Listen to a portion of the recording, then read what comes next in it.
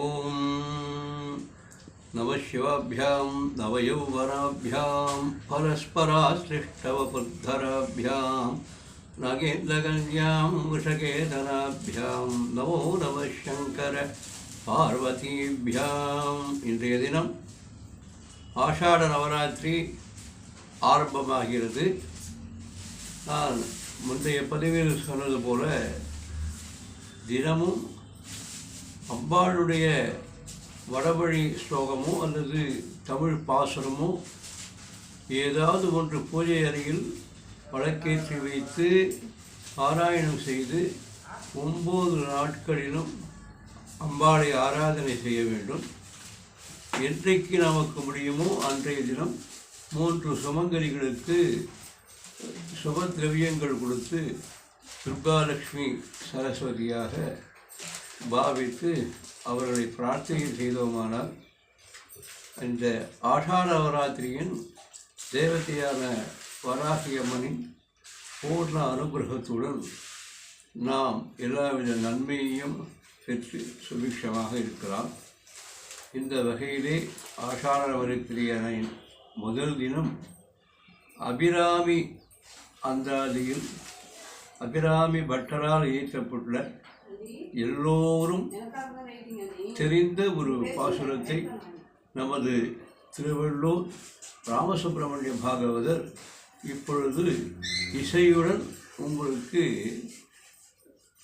மகிழ்ச்சியுடன் சமர்ப்பிக்கிறார். நாராயண் நாராயண்.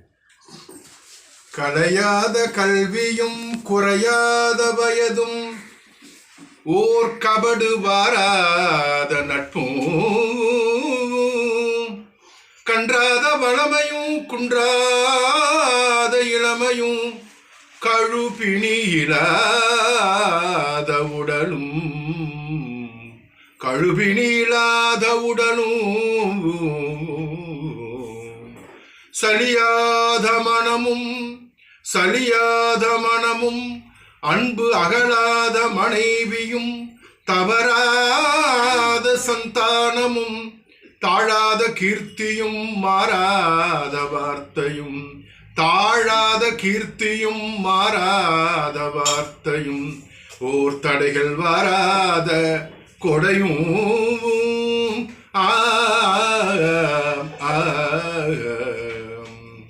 தொலையாத நிதியமும் கோணாத கோளும் ஓர் துன்பமில்லாத வாழ்வும்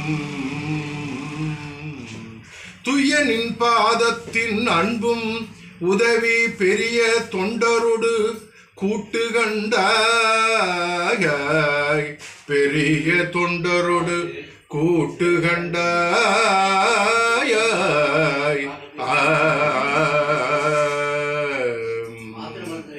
அலையாடி அரிதுயிலும் ஆயனது தங்கையே அலையாடி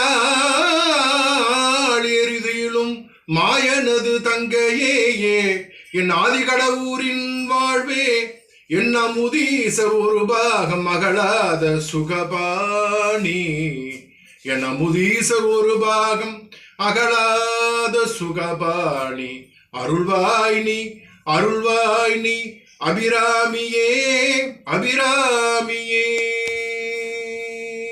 ஓம் சக்தி பராசக்தி.